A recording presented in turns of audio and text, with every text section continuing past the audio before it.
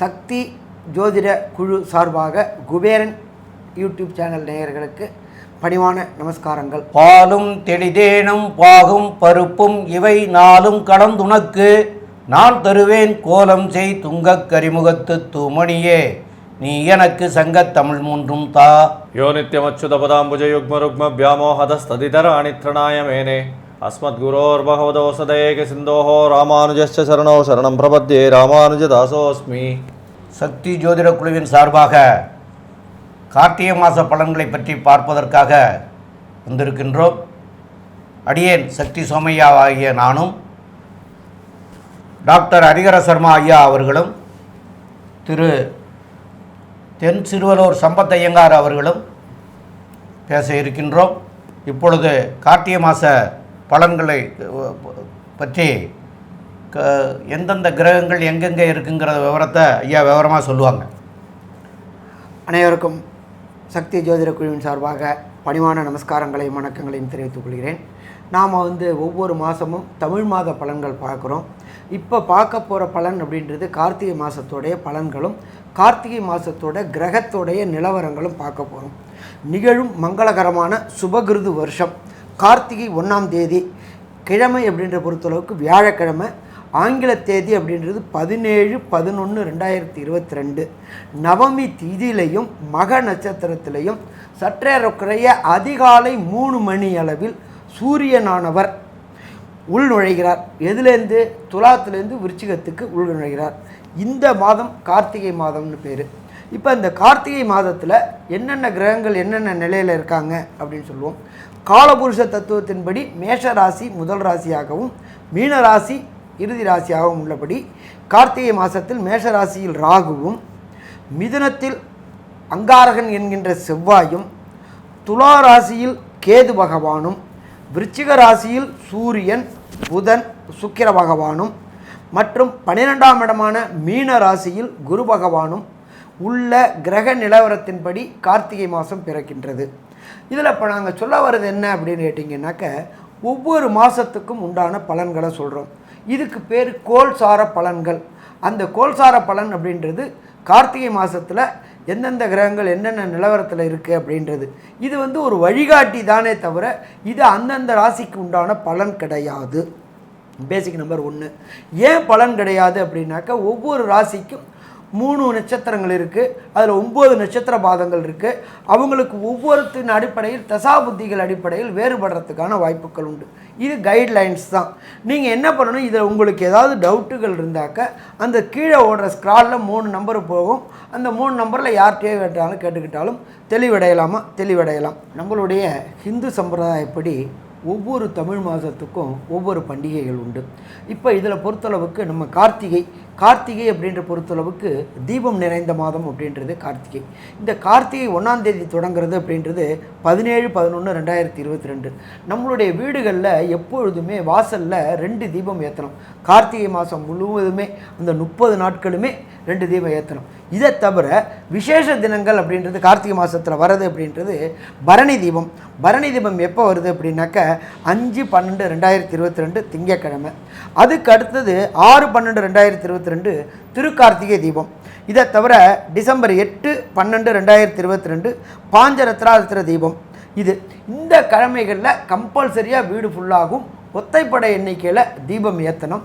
இதை தவிர கார்த்திகை மாதம் தொடங்கிறதுலேருந்து கார்த்திகை மாதம் முடிகிற வரையிலும் வீட்டில் வாசலில் நிலப்படிக்கு பக்கத்தில் 2 தீபம் ஏற்றணும்.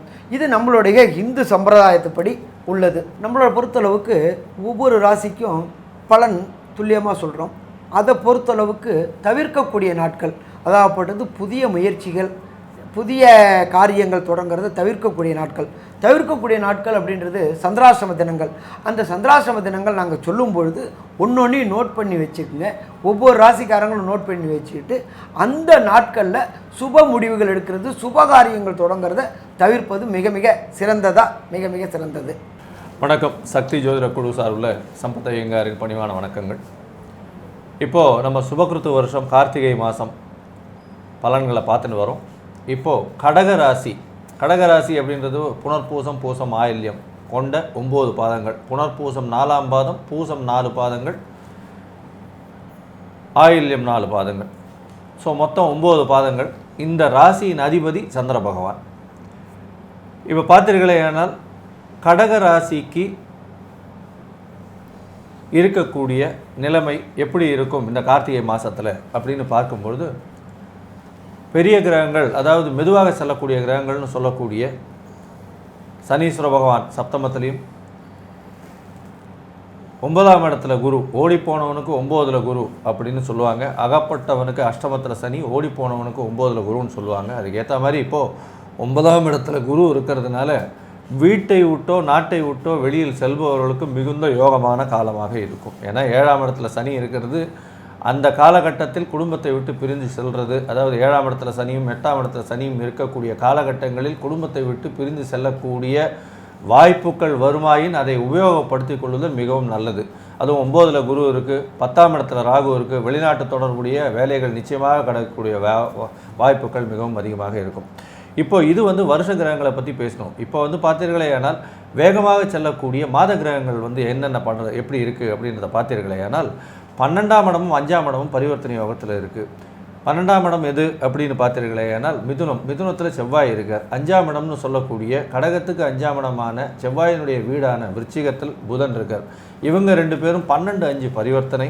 அடுத்தது பார்த்தீர்களே ஆனால் சுக்கிர பகவான் 4ஆம் அதிபதி 5ஆம் இடத்துல இருக்கிறதும் இது யோகமான காலமாகவே கருதப்படுகிறது. ஏன் அப்படின்னா 5ஆம் இடத்துல சுக்கிர பகவான் இருக்கார். அந்த சுக்கிர பகவானை அந்த 5ஆம் இடத்தையும் குரு பார்க்குறார் அப்படின்னு சொல்லும்போது, இந்த கடகராசிக்காரர்களுக்கு குழந்தை இல்லாதவர்கள், அதாவது குழலினிது யாழினிது என்ப தம் மக்கள் மழலை சொல் கேளாதவர் அப்படின்னு வள்ளுவன் பெருந்தகை சொன்னது மாதிரி, குழந்தை இல்லாதவர்களுக்கு இந்த காலகட்டங்களில் குழந்தை செல்வம் உண்டாகக்கூடிய வாய்ப்புகள் மிகவும் அதிகமாக இருக்கும். ஏன்னா அந்த 5ஆம் இடம் மிகுந்த சுபத்துவம் பெறுது. குருவினுடைய பார்வையும் இருக்குது. சுக்கிரனும் அந்த இடத்துல 5ஆம் இடத்துல விருச்சிகத்தில் இருக்கார். இதை தவிர பார்த்தீர்களேயானால் சூரியனும் புதனும் இருக்கார். புதனும் செவ்வாயும் பரிவர்த்தனை யோகத்தில் 5ஆம் அதிபதி 5ஆம் இடத்துல ஆட்சி பெற்ற கணக்கில் வர்றதுனால இது ஒரு மிகப்பெரிய கார்த்திகை மாதம் மிகப்பெரிய யோகமான காலம். குழந்தைகள் இல்லாத தம்பதியினருக்கு கண்டிப்பாக குழந்தைகள் உருவாகக்கூடிய வாய்ப்புகள் மிகவும் அதிகமாக இருக்கும். இதை தவிர மேலே உள்ள கருத்துக்களை ஐயா சக்தி சோமையா சொல்லுவாங்க. ஐயா ரொம்ப தெளிவாக விவரமாக சொல்லியிருக்கிறீங்க. இப்போது இந்த மாச கிரகங்கள் அப்படின்னு சொல்லக்கூடிய கிரகங்கள் 5ஆம் இடத்துல, அதாவது ஒரு கோணத்தில் சூரியன் புதன் சுக்கிரன் இருக்கிறது மிகச்சிறப்பு. அந்த சிறப்போடு இல்லாமல் இந்த 5ஆம் இடத்தினுடைய அதிபதியும் 3ஆம் இடத்து அதாவது 3ஆம் இடம்னு சொல்லக்கூடாது, 5ஆம் இடத்து அதிபதியையும் அந்த 5ஆம் வீட்டுக்குரிய செவ்வாயும் ஐய 2 பேருமே பரிவர்த்தனை யோகம் பெற்றிருக்கிறது. 5-12 கூடியவர்கள் பரிவர்த்தனை யோகம் பெற்றிருக்கிறதும் மிக மிக சிறப்பான இது. அதை விட சிறப்பு என்னன்னு கேட்டால், இந்த 5ஆம் இடத்துல ஒரு கோணத்தில் இத்தனை கிரகங்கள் இருக்கிறதுங்கிறது சிறப்புன்னு சொல்கிறது. அந்த கோணத்தில் இருக்கிறவரை இன்னொரு கோணமாகிய 9ஆம் இடத்துல இருக்கிற குரு அவர் 9ஆம் பகுதியில் பார்க்கறது அதை விட மிகச்சிறப்பு. அப்போ இந்த ஒரு 2 பேரும், அதாவது ஒரு கோணாதிபதி அந்த கோணத்திலே இருக்கார், இன்னொரு கோணாதிபதி பரிவர்த்தனை அடைஞ்சிருக்காரு. அப்போ 2 பேருமே சிறப்பாக இருக்கிறது இந்த மாதம் இவங்களுக்கு எல்லா பலன்களுமே நற்பலன்களாக அடையும். வெளிநாடு போகக்கூடிய வாய்ப்புகள் உண்டு. வெளிநாட்டில் இதுவரைக்கும் போகாமல் இருந்தவங்க கூட போகிறதுக்குண்டான வாய்ப்புகள்லாம் கொடுக்கக்கூடிய வாய்ப்புகள் உண்டு. இது பொற்காலமான காலமாக இது இருக்கிறது. 6ஆம் இடத்துல 7ஆம் இடத்துல சனி இருக்கார். அந்த 7ஆம் இடத்துல சனி இருக்கிற ஒரே ஒரு காரணத்தை வேணால் நம்ம குறையாக எடுத்துக்கிறலாம்.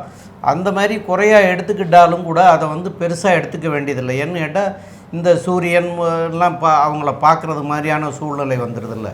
அதனால் அதை கூட நம்ம பெருசாக எடுத்துக்க வேண்டியதில்லை. செவ்வாய் பார்த்துருக்காரு 8ஆம் பார்வையில். அதனால் அதை கூட நம்ம பெருசாக எடுத்துக்க வேண்டியதில்லை. ஆனால் இந்த மாதம் இவங்களுக்கு எல்லாம் நன்மையாக பயக்கக்கூடிய காலமாக இருக்கும். இது கெடுபலன்கள் மிக குறைவாக, அதாவது போன மாதத்தை விட இந்த மாதம் குறையிறதுக்கு உண்டான வாய்ப்புகள் மிக அதிகம்.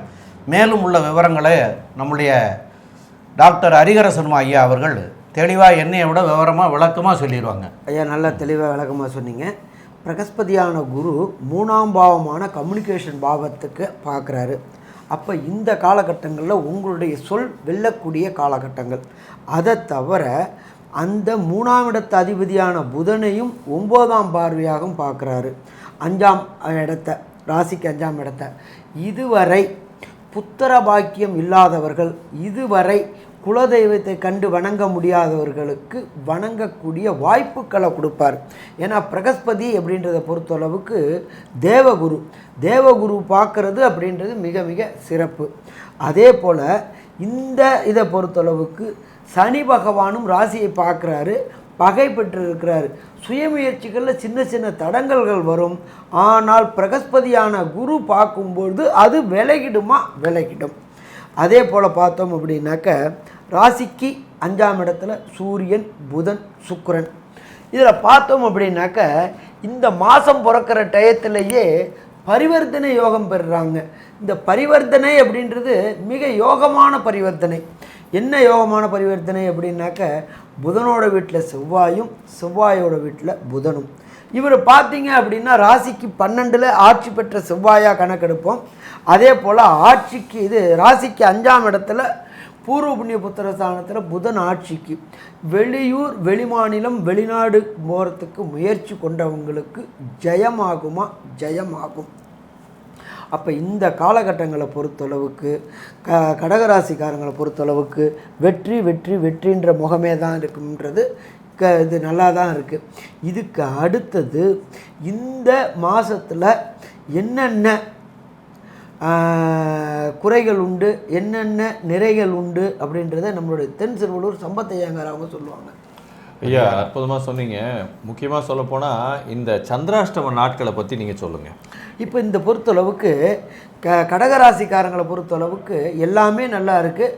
ஆனால் புதிய முயற்சிகள், MOU போடுறது, இது எல்லாத்தையும் சுபகாரியங்கள் தொடங்கிறது எல்லாத்தையும் இந்த கடகராசிக்காரங்க தவிர்க்கக்கூடிய நாட்கள் அப்படின்றது. இந்த நாளில் பண்ணினோம் அப்படின்னா கண்டிப்பாக தடங்கள் ஏற்படும் அப்படின்ற நாட்கள் அப்படின்றது 30/11/2022 மற்றும் 1/12/2022.